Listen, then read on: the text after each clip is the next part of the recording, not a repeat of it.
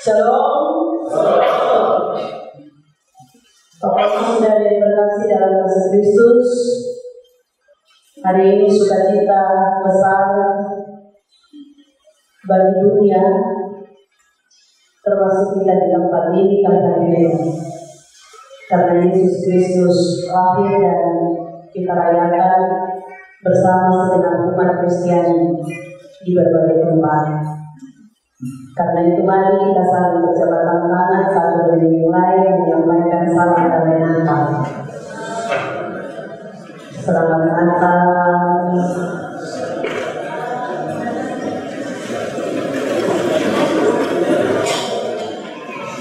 Selamat Natal saudaraku, selamat Natal papa mama, kakak adik, opa oma, jemaat Tuhan Kabupaten Kenon. Damai di bumi, damai di hati. Bapak saudara yang terkasih, Persekutuan Gereja Indonesia PGI dan kali ini Konferensi Wali Gereja Indonesia menetapkan tema Natal tahun 2024 yang berbunyi, marilah kita pergi ke Bethlehem. Terpampang di depan kita. Tema Natal ini. Tema Natal ini adalah bentuk ajakan dari para gembala. Jadi para gembala saling mengajak, seperti kita saling mengajak mari ke gereja. Ya. Jadi para gembala saling mengajak untuk pergi ke Bethlehem. Gembala-gembala di Efrata itu setelah menerima berita sukacita dari malaikat Tuhan, mereka saling mengajak untuk pergi melihat sang juru selamat yang lampau menurut kabar malaikat Tuhan. Firman Tuhan bacaan hari ini terdiri dari dua perikop cukup panjang. Perikop pertama tentang kelahiran Yesus.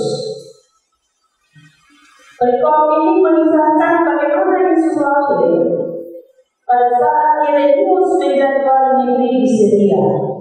Itu berarti bahwa Yesus lahir dalam sejarah dunia,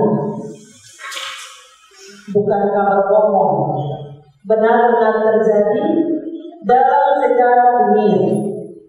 Karena tercatat saat Yesus lahir, Kirenius menjadi wali negeri di Syria. Sekalipun Yesus bukan tokoh fantasi, tetapi kisah kelahiran Yesus ini sangat-sangat, kalau mau katakan, memprihatinkan, sangat menyedihkan. Ya, di mana dunia sedang disibukkan dengan peristiwa politik waktu itu dan kekuasaan melalui sensus penduduk itu mengakibatkan tidak ada satupun tempat yang layak bagi Yesus. Karena mereka sibuk dengan segala urusan politik dan sensus waktu itu, sehingga Yesus tetap terletak. Semua tempat penuh, ya, tidak tersedia bagi Yesus. Sehingga Yesus sampai Natal harus dilahirkan di palungan yang kotor, palungan yang menjijikkan, tempat ternak yang sangat menjijikkan. Bapak saudara yang terkasih, Yesus lahir dan memberi dampak bagi dunia dengan perintah dan tindakan kasih Yesus yang tanpa batas. Yesus datang melawan dan merangkul manusia dan dunia untuk direngkuh dan diselamatkan. Itu kalau kita fokus ke perikop yang pertama. Lalu perikop yang kedua, kisah tentang para gembala ayat 8-20 yang menjadi tema perayaan Natal tahun ini. Itu terambil dari perikop yang kedua. Perikop ini melihat kelahiran Yesus dari sudut pandang para gembala yang terpinggirkan, mereka yang sering diabaikan, yang dinomorduakan pada masa itu. Dan teks ini dimulai dengan cerita tentang sekelompok para gembala yang tinggal di padang menjaga kawanan ternak di malam gelap gulita. Dikatakan tiba-tiba berdirilah seorang malaikat Tuhan di dekat mereka. Lalu kemuliaan Tuhan bersinar meliputi mereka, sehingga para gembala yang awalnya takut benar-benar kedapatan oleh malaikat Tuhan. Mereka takut. Kenapa takut? Mereka sering diabaikan. Mereka orang-orang terpinggir. Mereka sering tidak dipandang berharga karena aktivitas mereka dengan sekumpulan ternak, mereka kotor, mereka bau, dan seterusnya. Bapak saudara yang terkasih dalam kasih Kristus, tiba-tiba dalam kondisi gembala seperti itu, malaikat Tuhan nampak. Dalam ketakutan mereka dikatakan malaikat jangan takut. Ini sebenarnya kata-kata malaikat menenangkan bahwa ketenangan, kedamaian bagi hati batin jiwa mereka. Dikatakan jangan takut sebab sesungguhnya aku memberitakan kepadamu kesukaan besar untuk seluruh bangsa. Dan isi dari kesukaan besar itu adalah hari ini telah lahir bagimu juru selamat yaitu Kristus Tuhan di kota Daud. Kamu akan menjumpai seorang bayi dibungkus dengan lampin. Dan tiba-tiba tampaklah bersama-sama malaikat itu sejumlah besar bala tentara surga yang memuji Allah. Dikatakan kemuliaan bagi Allah di tempat yang maha tinggi dan damai sejahtera di bumi di antara manusia yang berkenan kepadanya. Pemahaman saudara-saudara yang terkasih, apa yang kita bayangkan pada saat kita membaca bagian ini? Saya yakin bahwa kita membayangkan suasana yang penuh sukacita, ya, suasana yang penuh sukacita. Ada nyanyian kegembiraan, nyanyian sukacita, nyanyian surgawi yang dipertontonkan oleh bala tentara surga. Pada waktu itu dipertontonkan kepada para gembala atas peristiwa kelahiran seorang bayi di Bethlehem yang dibungkus kain lampin, dibandingkan di dalam palungan tempat makan ternak. Menurut Alkitab ini satu-satunya momen malaikat bernyanyi di hadapan manusia. Satu-satunya momen malaikat bernyanyi di hadapan manusia. Sebelumnya tidak pernah, setelahnya juga tidak pernah muncul pertanyaan bagi kita semua. Pertanyaannya adalah, siapa gembala-gembala itu? Pasti kita bertanya, mereka terlalu istimewa apa? Sampai sebelumnya malaikat tidak pernah bernyanyi, tetapi malaikat bernyanyi bagi mereka. Pemahaman saudara yang terkasih, gembala-gembala itu adalah orang pertama yang mendengar berita Natal sesudah bayi Yesus lahir.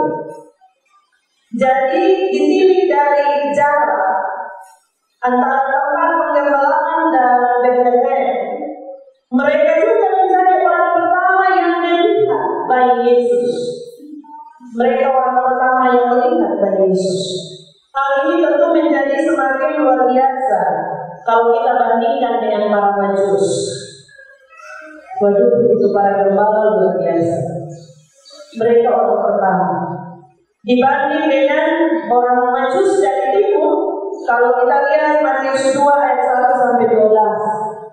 Para Majus hanya mengandalkan penampakan bintang. Beda ya. Mereka tidak mendengar berita Natal, mereka hanya mengandalkan penampakan bintang. Dan mempertimbangkan keunikan itu sangat-sangat wajar.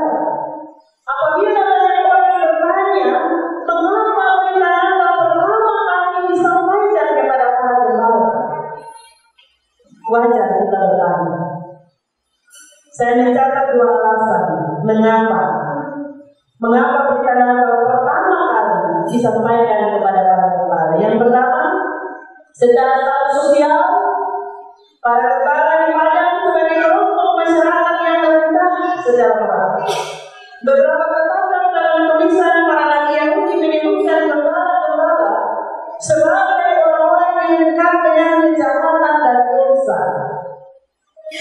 Para gembala itu kaum tersingkir pada zamannya karena mereka sulit menaati aturan ritual agama. Sulit. Bayangkan pada belantara itu, katakanlah kalau di tempat itu jauh dari rumah gereja, maka kalau gereja juga berbeda, sehingga mereka tidak atau mengabaikan ritual, mengabaikan kegiatan-kegiatan peribadahan. Bahkan mereka sangat mementingkan, mereka mengabaikan kebersihan. Mereka hidup dengan tenang, yang pasti bahwa badan mereka juga mungkin 1 minggu baru sekali dari sendirian. Memang saudara-saudari yang terkasih sementara, kalau menurut aturan ritual agama, justru yang dipentingkan adalah kebersihan dan ketaatan terhadap waktu ibadah. Nah, ini dua hal yang diabaikan oleh para gembala ini. Selain itu, gembala-gembala juga dituduh sebagai orang jahat karena mereka merusak tanaman para petani. Bapak saudara yang terkasih, ini yang alasan pertama mengapa. Yang kedua, para gembala juga tergolong dalam kelompok rentan yang sering mendapatkan ancaman dari binatang buas. Karena itu mereka harus terus berjaga-jaga dari bahaya binatang buas dan dari pencuri. Kadang-kadang kawanan pemangsa datang dalam jumlah besar dan mereka terpaksa melarikan diri. Jadi dikasih Tuhan mereka jarang sekali menikmati kenyamanan. Mereka jarang menikmati ketenangan di malam hari karena ancaman-ancaman itu.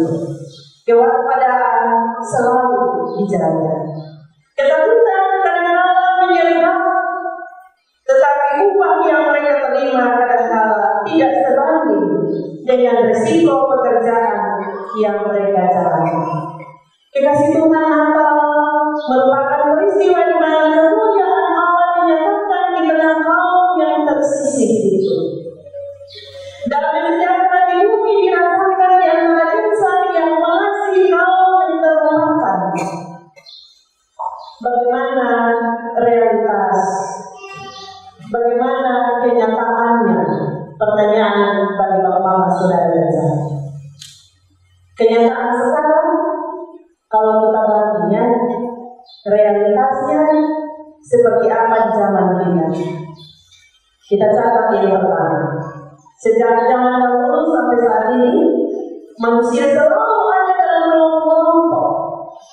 Selalu ada dalam kelompok atau terkotak-kotak. Kelompok-kelompok ini terbentuk karena sifat individualisme, juga sifat fanatisme, secara berlebihan terhadap kelompok, terhadap golongan-golongan tertentu.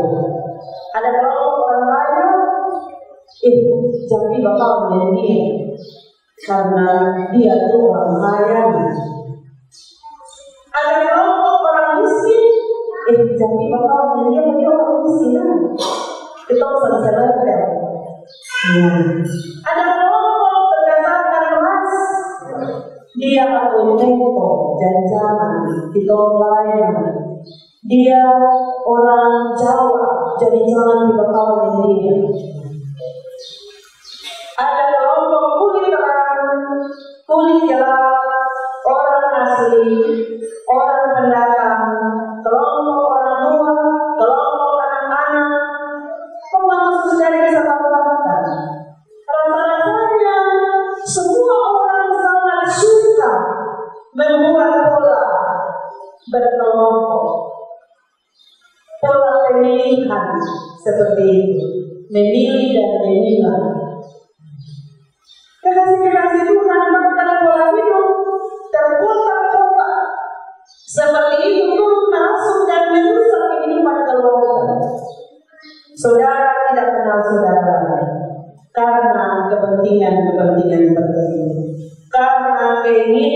diserahkan dan seterusnya. Kakak adik bersumpah tidak saling kenal, simpan amarah, simpan dendam, bertahun-tahun.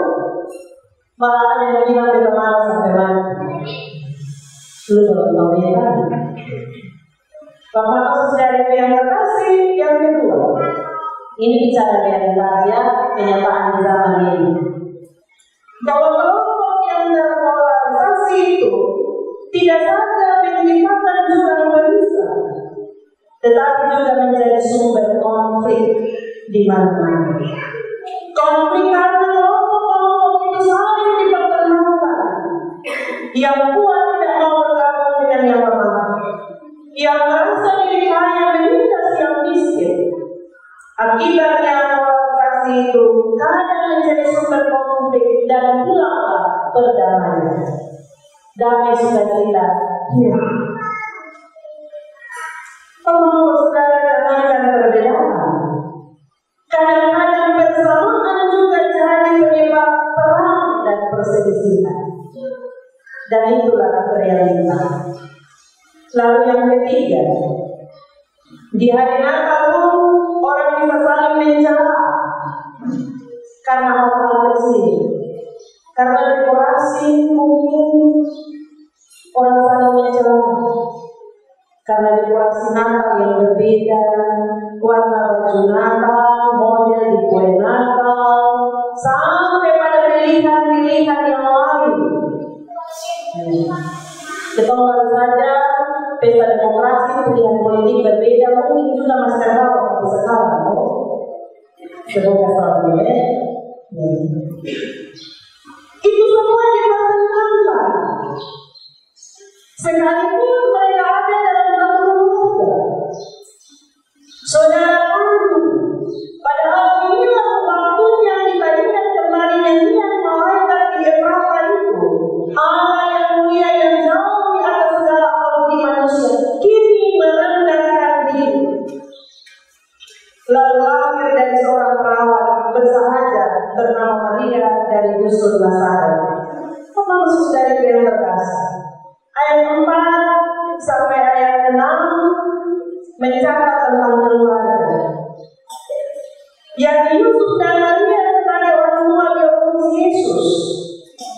Ada pesan penting dari ayat 4 sampai ayat 6. Teman saudara yang terkasih, bahwa kehadiran Allah itu dimulai dalam sebuah keluarga.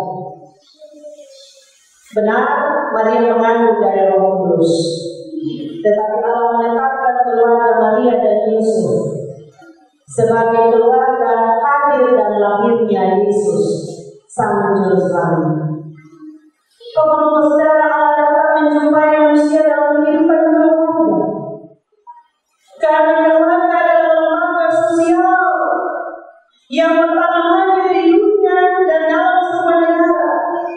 Keluarga bukan sekedar sebuah persatuan orang-orang, melainkan juga adalah lembaga peletak dasar iman bagi anggotanya. Dasar peletak iman bagi anggotanya luar biasa. Al-Fatihah keluarga, Al-Fatihah pemahaman saudara dan saya sebagai dasar peletak iman bagi anggota, anak-anak semuanya. Allah datang menjumpai manusia dalam kehidupan keluarga supaya kehidupan keluarga dipenuhi dengan kuasa Allah yang menyelamatkan. Untuk itu pemahaman saudara orang tua sebagai pemimpin dalam keluarga, kita harus menjalankan tugas sesuai peran kita dengan baik dan penuh tanggung jawab untuk memuliakan Allah, untuk menghadirkan damai sejahtera Allah bagi semua anggota keluarga kita. Kalau Yusuf memimpin keluarganya mengikuti perintah Kaisar dan menjadikan keluarganya sebagai keluarga yang baik, bukan hanya dalam kehidupan keagamaan, tetapi juga dalam kehidupan sosial kemasyarakatan, maka pemahaman saudara dan saya sebagai orang tua di masa kini, khususnya suami-suami sebagai Yusuf masa kini, sebagai pemimpin dalam keluarga punya peranan sentral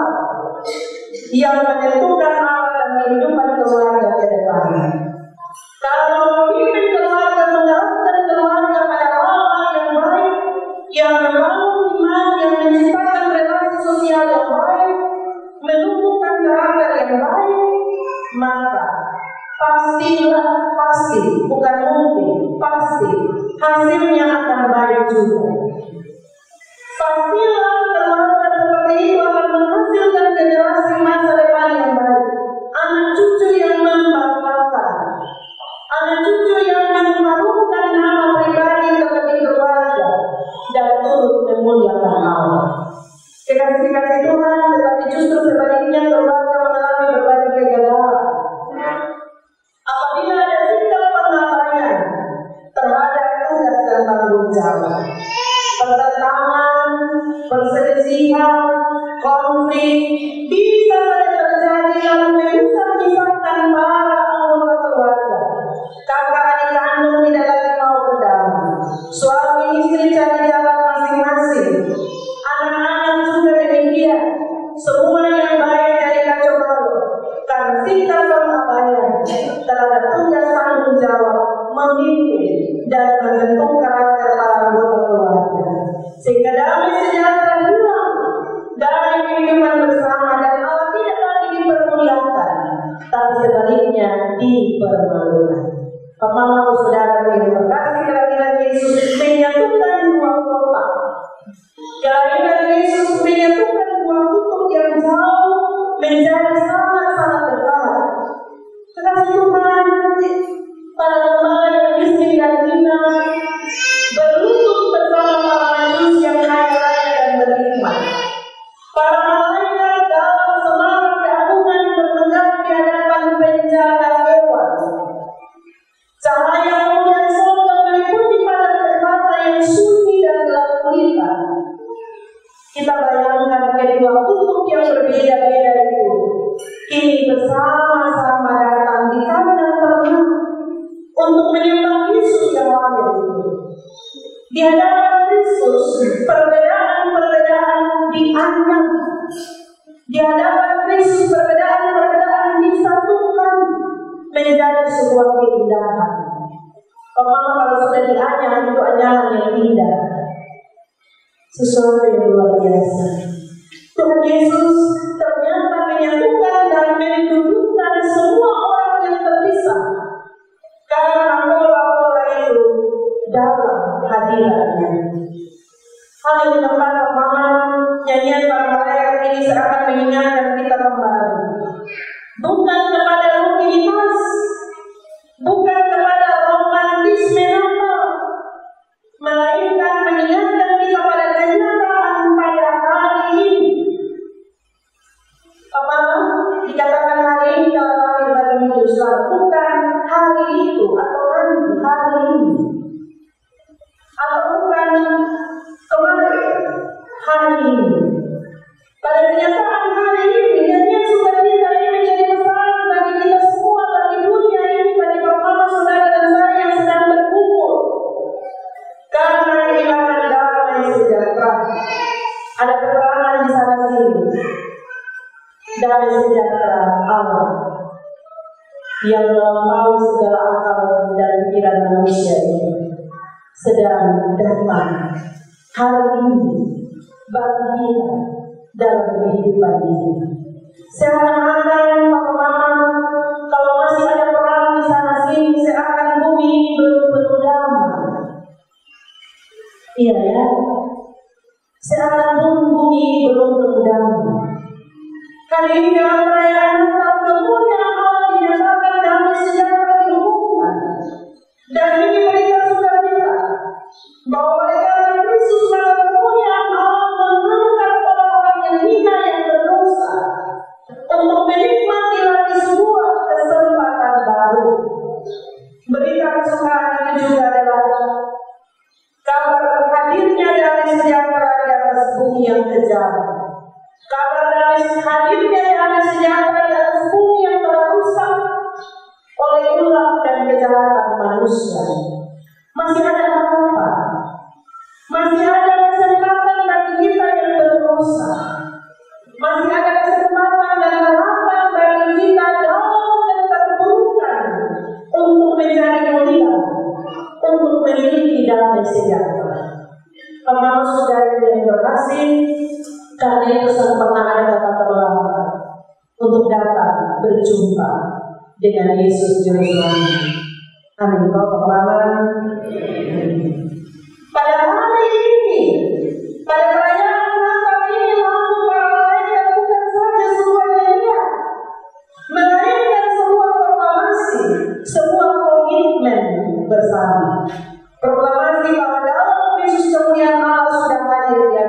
manusia. Allah yang mulia, Allah yang luar biasa, kini dapat dikenal dan ditemukan dalam pribadi Yesus Kristus. Di dalam Kristus saja kita temukan kemuliaan Allah di atas bumi ini. Pemahaman dalam Kristus saja kita temukan kemuliaan manusia yang hilang. Kemuliaan manusia itu sudah hilang akibat dosa.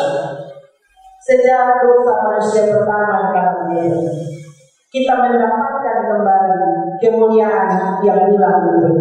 Pemahaman saudara yang terkasih, ini proklamasi gereja sepanjang abad bahwa kemuliaan itu adalah milik Allah, tidak mungkin dirampas oleh pihak manapun.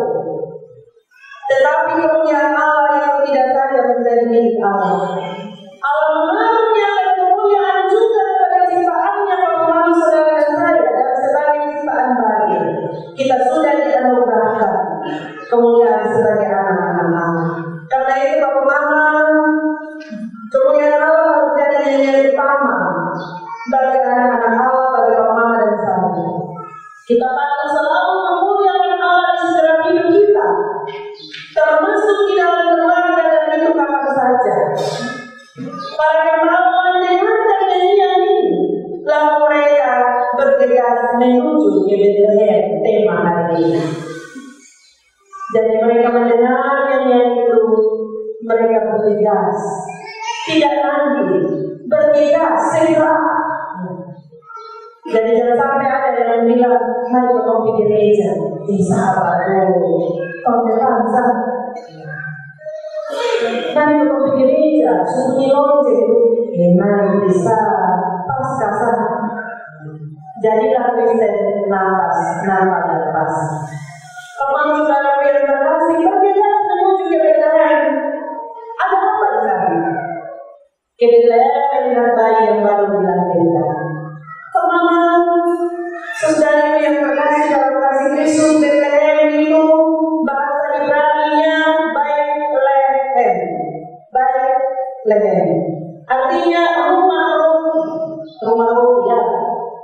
Bethlehem tidak hanya sekedar rumah roti, tetapi membawa kita kepada sumber berkat, dan Yesuslah roti hidup.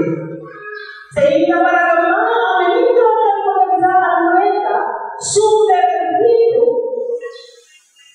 untuk kehidupan mereka. Mereka pergi segera atau bergegas berjumpa dengan sumber hidup sejati, Yesus Kristus. Mereka pergi berjumpa dengan sumber berkat. Merayakan Natal berarti gereja menjadi rumah roti. Kalau kita pergi ke Bethlehem, maka gereja sebagai rumah roti, sebagai Bethlehem. Bethlehem masa kini kalau ajak, maka jangan menolak karena itu rumah roti.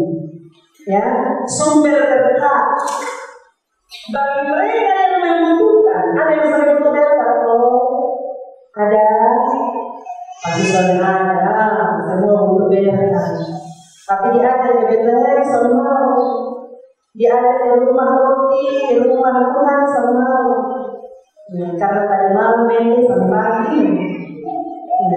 Jadi ini hari ada ke Bethlehem di Badan Sorgena tahun depan sah. Pemahaman saudara yang terkasih, gereja merayakan kelahiran Yesus. Maka gereja yang adalah orang percaya, pemahaman dan saya, memberi pengharapan hidup bagi mereka yang berjuang untuk mempertahankan kehidupan dan tentunya tidak berguna. Kalau pemahaman saudara dan saya sebagai gereja, sebagai persekutuan orang percaya tidak menjadi Bethlehem bagi mereka yang susah, karena berbagai pergumulan hidup.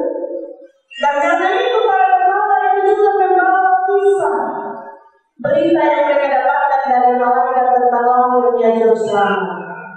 Gembala-gembala menyampaikan kisah itu kepada semua penduduk Nazaret.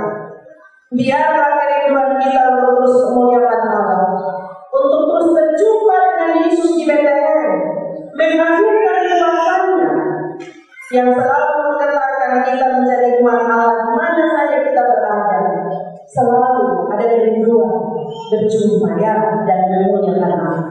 Pemahaman saudara yang terkasih, Selain menjadi proklamasi nyanyian para malaikat, juga jadi komitmen kita menjadi alat damai sejahtera di bumi. Bumi yang sudah tua, semakin tua, kita semua dipanggil dari alat membawa damai sejahtera bagi bumi. Kita punya beban besar untuk mewujudkan damai di atas bumi. Damai di dalam hati, dengan keluarga, di tempat kerja, di negara, bangsa dan negara ini. Di mana orang percaya berada, baiklah yang selalu menjadi pembawa damai sejahtera. Di tengah kecampur perang, mari kita menyerukan damai sejahtera kepada berbagai pihak yang berkaitan untuk melakukan gencatan senjata dan mulai merundingkan, mulai runding langkah-langkah damai. Kita hadir di tengah mereka yang bertikai untuk melakukan gencatan senjata. Kita hadir turunkan langkah-langkah damai itu bagi mereka. Di tengah berbagai zaman yang sedang menghancurkan karakter orang percaya, moralitas orang Kristen, ya, sedang dihancurkan, termasuk keluarga-keluarga Kristen. Mari kita pergi bawa damai bagi mereka. Mulai dari dunia maya sampai dunia nyata. Karena di dunia maya itu kejahatan terbanyak. Saya sering pasir-pasir di situ, dan saya temukan banyak kejahatan di dunia maya.